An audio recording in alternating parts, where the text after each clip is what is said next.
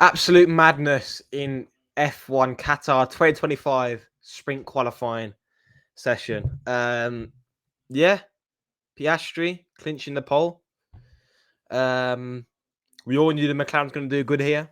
McLaren's in Red Bull, of course. Biggest surprise, Alonso getting fourth. Of course, Tsunoda out of nowhere getting fifth, beating his teammate Matt Verstappen in the overall qualifying. Start of Q1, we had high hopes for McLaren. McLaren, Red Bull, seeing the show. Verstappen and Lando Norris. Trading lap times. Once Norris is going quicker, then the Red Bull and Max Verstappen is going quicker. Alonso doing very, very well. We said this on the preview show.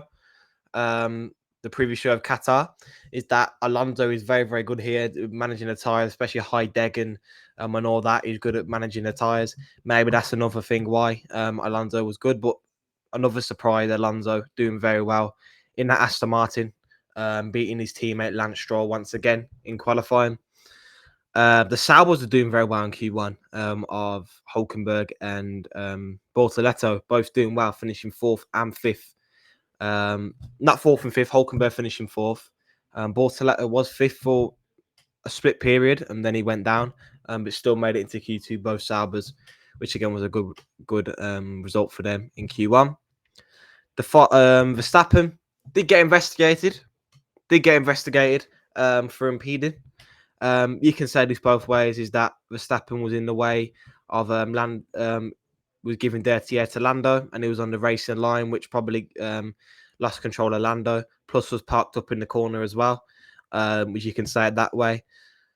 But yeah, in my opinion, I think it should have been a penalty. Again, the FOI did note this, and in my opinion, I think it should be a penalty because of the dirty air coming from Verstappen's car, and all the dirty air getting left on the racing line. He also parked up on the corner as well, near the apex. So I reckon it's an impeding because he impeded Lando. He made Lando lose control of his car due to the dirty air. And we all know once he's on the racing line, it's very, very hard for the driver to control his car. In my opinion, I think it should be a penalty for Matt Verstappen.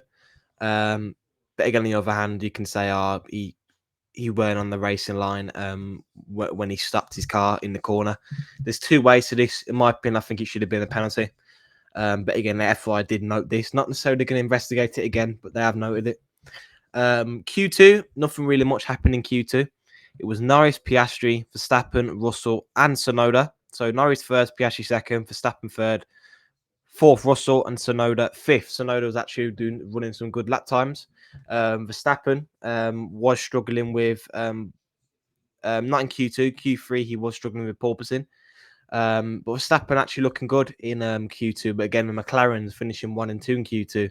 McLaren's, we all knew they were going to do good here. The fast-paced track, the high deg, their car is very, very suited to this track. Of course, the Red Bull is very, very suited to this track as well. Q3, Matt Verstappen was struggling with porpoising because of the low floor. We saw it in Q1 and 2 how low it was to the floor. And we all know we had this porpoising issue last year. I think last year or 2 years ago, where Mercedes had that, where teams had that porpoising issue because the ride height was very, very low. The solution is just raising the ride height. But with Red Bull, they tried a new concept or system with the car. They lowered the floor, they lowered the ride height, and everything was scraping off the floor, and that caused the car to porpoise. And that, again, as you all know, porpoising costs a lot of time on a Formula One car, and Verstappen was struggling with porpoising in Q3. Final result for Q3, again, it was a complete madness.